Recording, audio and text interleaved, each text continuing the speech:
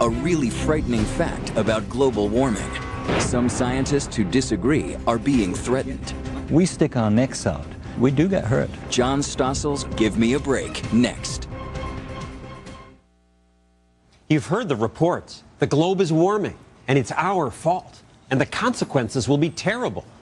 But you should know there is another side to this story, and scientists who've tried to tell it are often threatened, which makes me say, give me a break.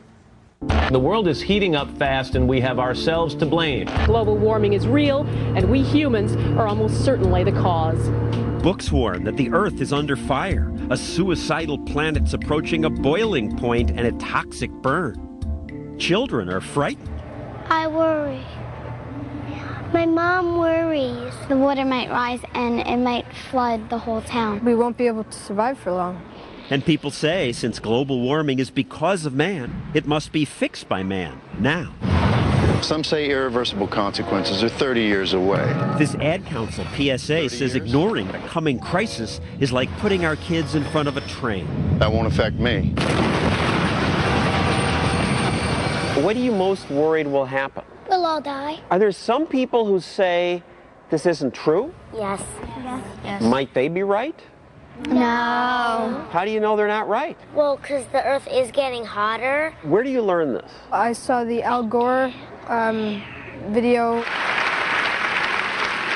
And the Oscar goes to An Inconvenient Truth. The global warming documentary featuring Vice President Al Gore has been seen by millions. People have proclaimed him a prophet, a cultural icon, a conquering hero. You are a true champion for the cause, Mr. Gore. And last week, he won a Nobel Peace Prize. The Oscars were followed by other worldwide media events. You are Live Earth. With all this hoopla, it's no surprise that 86% of Americans say global warming is a serious problem. Global warming is now, by anybody's measure, a crisis. But is it a crisis? Yes, the globe is warming, but is it really all our fault? And is it true that the debate is over? No. What you think you know may not be so. For example, in An Inconvenient Truth, Gore says if we allow the globe to warm, terrible things will happen, and sea level worldwide would go up 20 feet. Yeah, maybe like the height of this building. We'll probably just like drown and we'll die. This is what would happen to the sea level in Florida. This is what would happen to San Francisco Bay. Maybe in thousands of years, says the IPCC, the group that shared last week's Nobel Prize with the Vice President. But in 100 years, the oceans might rise 7 to 24 inches, not 20 feet. A faster buildup of heat here. Mr. Gore also talks about melting ice caps. That's not good for creatures like polar bears. They show this heart-rending cartoon. A new scientific study shows that for the first time they're finding polar bears that have actually drowned.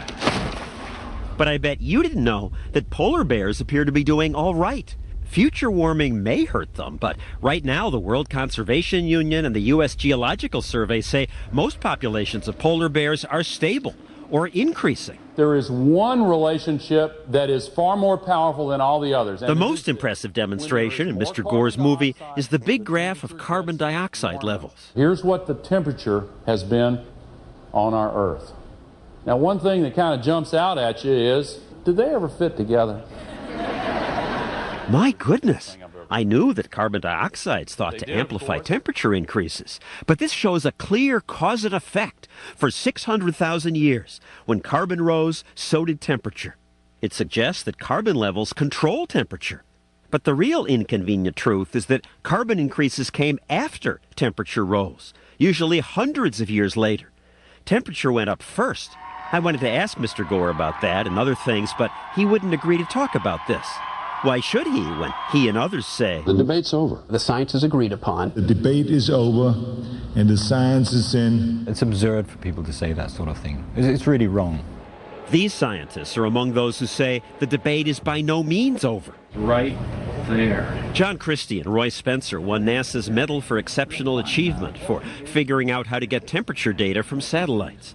They agree that the Earth is warmed. We all agree that it's warmed, I think. The big question is, and the thing that we dispute is it because of mankind? Climate changes, they point out. It always has, with or without man. Early last century, even without today's big output of carbon dioxide, the Arctic went through a warm period. The media fretted about that then, too. And Greenland's temperatures rose 50% faster in the 1920s than they're rising now. Some scientists say the warming may be caused by changes in the sun, or ocean currents, or changes in cloud cover. Or other things we don't understand. The debate is not over. And anyway, who's to say that yesterday's temperature was the perfect one? If temperatures keep rising now, these scientists say we don't know that that will be all bad. The fact is, when the climate changes, there are gains and there are losses. But Tim Ball, who studies the history of climate change, points out that all we hear about is the bad news from the IPCC, that massive group of global warming scientists. 1,000 scientists. 2,000 scientists. 2,500 scientists say the globe is getting warmer and we are to blame. There's the most unmitigated rubbish talked about. Paul Ryder of the Pasteur Institute and John Christie say they were members of the IPCC. That so-called group of scientists, they say, is not what people think it is. The IPCC is the Intergovernmental Panel on Climate Change. It is governments who nominate people. You'll find in many chapters that there are people who are not scientists at all. Who are they? They were essentially activists. Members of groups like Greenpeace were involved.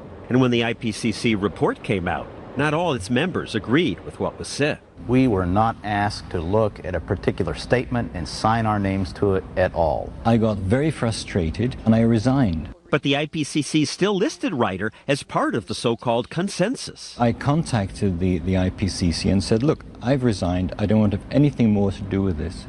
And they said, well, you've been involved, so you're still on the list. Only when he threatened to sue, he says, did they take his name off the report. The IPCC denies that that happened. Today, scientists like these are often smeared as deniers. We have Holocaust deniers, we have climate change deniers, and to be honest, I don't think there's a great deal of difference. Deniers are confusing the issue and delaying solutions. Often they're accused of being purchased by a well-funded denial machine. These corporate toadies lying to you and telling you that global warming doesn't exist. Good morning. The illusion of a debate has been purchased with millions of dollars a year. Aren't you guys all on the take? I wish I was. I wouldn't be driving a 1992 car and living in a leaky apartment. These scientists all say they don't get any money from business, yet some have been threatened. One email said, "You will not live long enough to see global warming." And even more direct than that. We stick our necks out. We do get hurt. Is this what the global warming debate has come to? One side saying, shut up, dissent must not be heard. The truth is that while everyone agrees the Earth is warmed, lots of good scientists don't agree that it's mostly our fault, and don't agree that it's going to be a catastrophe. So when the Nobel Prize winner says, "The debate's over. The debate's over," I say, give me a break.